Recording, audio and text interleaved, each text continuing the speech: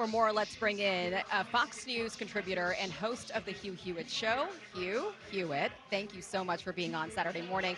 You got to get out here with me on one of these amazing events where we're outside enjoying the beautiful weather and the beautiful sights. I am very envious, Aisha. That's never happened in D.C. I'm not there this weekend. It's the first time ever. They're very noisy. Good luck broadcasting. I always thought conventions were hard to broadcast from.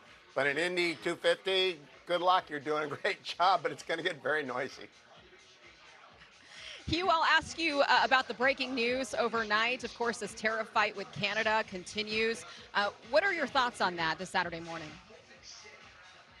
This Saturday morning, I'm wondering about whether or not Canada has the will to really get into a knockdown, drag out with us. They're losing 100,000 permanent Canadians a year.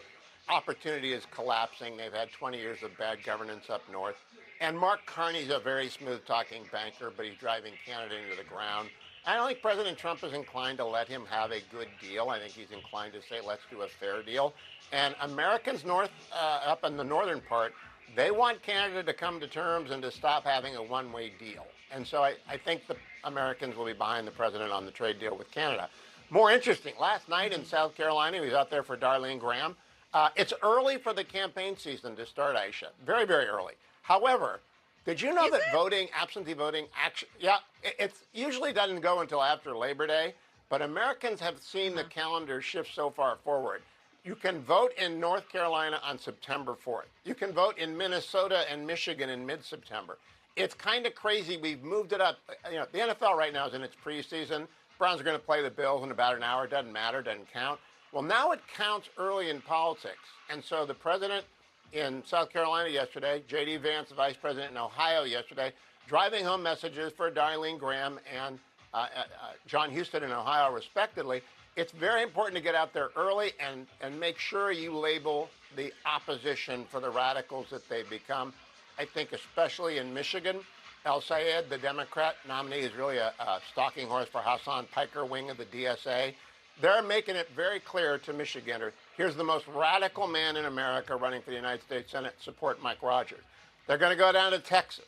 James Tallarico is so not Texas. If James Tallarico ran and won in Texas, Aisha, they'd have to take Saturday night or Friday Night Lights off the shelf of every streaming service and DVD service in America. Texas wouldn't be Texas with James Tallarico. So they got to get down there for Ken Paxton.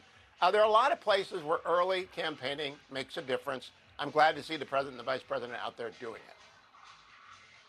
Well, let me ask you about the timeline, because you said, you know, it's kind of early to get on the campaign trail, but the president's out there. He said last night in South Carolina, I'm on the ballot. I am on the ballot, even though my name's not there. This is really about the work that I've done the first 2 years and the work that I want to continue doing the next 2 years as long as Republicans control Congress. He's also going to start pulling money from his massive, monstrous personal super PAC, boasting over $400 million. There was some criticism, some worry from Republicans in the past that, you know, he may have waited too long to give some of this money to some of these vulnerable Republicans. What do you think about that?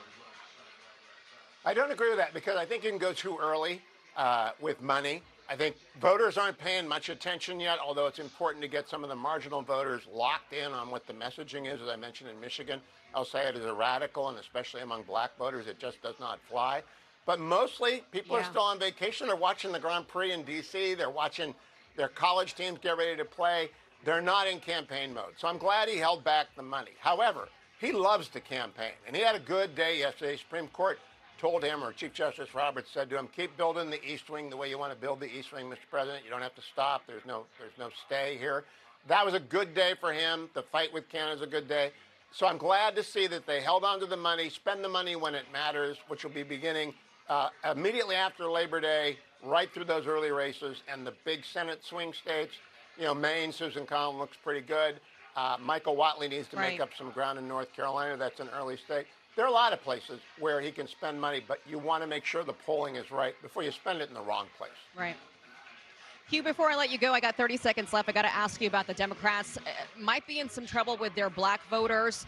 Atlanta's mayor, Andre Dickens, just blasted the DNC for eliminating the city from being in the running to host the DNC convention in 2028. And he said that the DNC basically abandoned the South.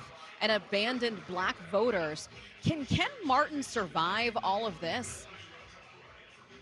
Not long after this election. Look, they have a very big problem with black voters. Black voters care about bread and butter issues. They don't like El Said. They don't like the Democratic Socialists of America. They do not like radical politics. They like politics about jobs and a growing economy. That's sort of Donald Trump's sweet spot. So I think the Atlanta mayor is right. The Democratic Socialists of America takeover of the Democratic Party is very bad for Democrat traditional constituencies, especially black voters. Okay. Hugh, always great to see you. Always great to chat with you. Have a great weekend. Wish you were here. I wish I was too. Have a good one yourself. Be sure to like and subscribe for all the Fox News latest on YouTube and catch full shows streaming now on Fox One.